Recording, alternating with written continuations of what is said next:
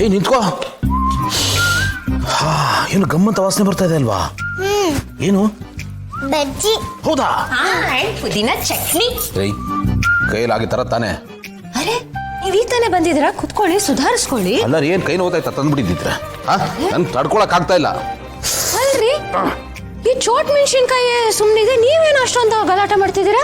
ಏನು ನಾನು ಅವಳಿಗಿಂತ ಚಿಕ್ಕವನು ಅಲ್ಲೊಪ್ಟೆ. ನನ್ಕಿಂತ ಚಿಕ್ಕ. ಸರಿ ಹೋಯ್ತು ನಿಮ್ಮಿಬ್ಬರು ಜೋಡಿ. ಏನ್ ಸುಮ್ನೆ ಕೂತಿದ್ದಲ್ಲ, ಹೋಗಿ ತಗೊಂಬನ್ರಿ. ಹಾ ಸುಧಾ ಬಂದೆ. ಸುಧಾ ಬೇಗ ಬಾಮ್ಮ ಪ್ಲೀಸ್. ತಗೊಳ್ಳಿ. ಬಿಸಿ ಬಜ್ಜಿ ತಿಂದು ಹೆಂಗಿದೆ ಅಂತ ಹೇಳಿ. Of course.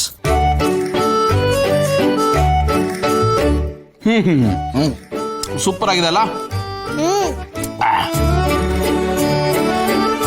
ಸರಿ, ಈಗ ಒಂದು ಕಾಂಪಿಟೇಷನ್, ಯಾರು ಜಾಸ್ತಿ ತಿಂತಾರೆ ಅಂತ. ಓಕೆನಾ? ನೀವೇ ಜಾಸ್ತಿ ತಿನ್ನೋದು. ಹೆಂಗ ಹೇಳ್ತೀಯಾ?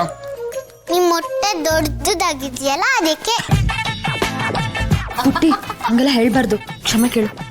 ಇರ್ಲಿ ಬಿಡು ಪಾಪ, ಅವಳು ನನ್ನ ಬೆಸ್ಟ್ ಫ್ರೆಂಡ್, ಅವಳು ಏನ್ ಬೇಕಾದ್ರೂ ಹೇಳ್ಬೋದು, ಫುಲ್ ಪರ್ಮಿಷನ್ ಇದೆ. ನೀನ್ ಹೇಳ್ಬಿಟ್ಟಿ.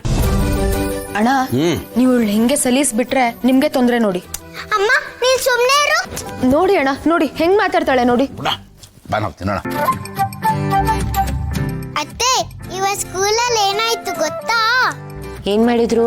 ನನ್ನ ಫ್ರೆಂಡ್ಸಿಗೆಲ್ಲ geometry box, pencil, pen, books ಎಲ್ಲ ಕೊಟ್ರು.